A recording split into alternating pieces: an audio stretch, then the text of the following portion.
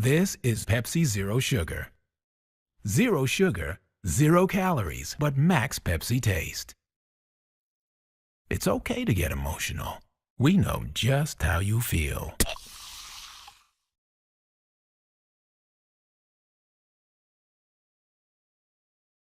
We're here in Richmond at Liberty Place Recovery Center for Women, one of 16 Recovery Kentucky programs across the state that have recently been announced by the Kentucky Housing Corporation as being extremely successful, according to a study they did. We talked to Director of Liberty Place, Gwen Holder, about what this means for the area and what their success rates actually are. We also talked to her about the syringe exchange program, of which she's on the advisory committee for.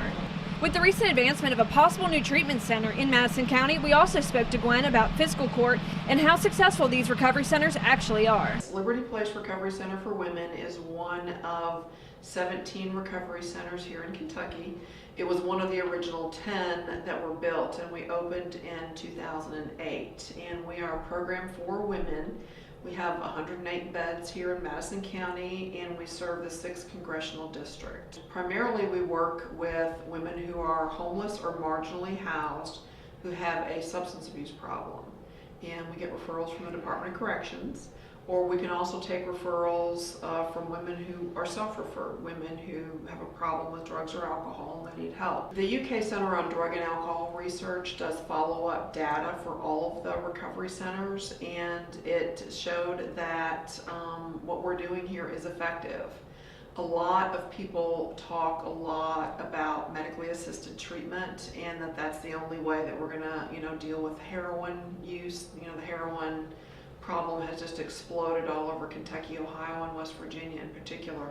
But we do know that abstinence-based programming is effective, and it's effective here at Liberty Place on a daily basis. In the 4 years that I've been here, it's dramatically changed. Our population has gotten much younger, and as a result of that, it's changed the dynamic of our population in the program. I've been doing this work for a long time, and when a client used to say, "I'm not ready yet," we would say, "Come back when you are." I can't say that to somebody now, because one more use could be their last with heroin like it is, because the number of people who are dying from just one more use is just incredible. The numbers have ranged in around the 60%. 60% of the people who go through programs like this, 60 to 65%, stay sober a year out. In other words, a year after completing a program like this, they say they are still sober, still going to meetings, and not incarcerated. And that's a big deal, because most people that come into programs like this, not all but most, have got some kind of legal involvement and have been obviously using drugs or alcohol when they get here.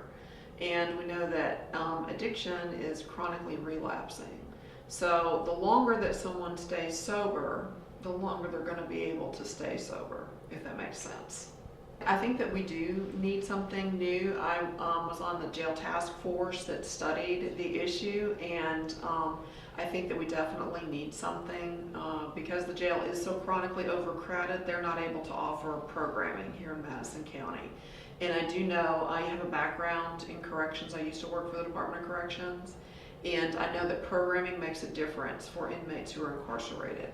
If they're going to be locked up, programming is going to help them to learn how to do something differently. I think that, it's offering something for the men in this area would be huge. It would be a bonus for this area, and I think for the recidivism rates. I think the syringe exchange program is a really good thing for Madison County, because we do have an incredibly bad problem with heroin here in the area. We've had citizens talk about the fact that there are needles everywhere. They've talked about the fact that their children have found needles all over the place. We know that addicts who inject have very high rates of hepatitis C and are at high risk of contracting HIV. And in order to get dirty needles off the street, a syringe exchange program is something that can really, really be effective in doing that. Initially, there was a lot of people who were really against a program like this because they felt like it would bring a lot more addicts into town, and that it would be something that would be a real problem for the community. And you know, there's still a lot of stigmatism when you talk about addicts. There's a lot of moral judgments about it. I know it's a disease. I think that once you put a name and a face to someone who struggles with addiction, I think it's a lot harder to make those moral judgments about it. For WBON TV here in Richmond, I'm Marissa Hempel.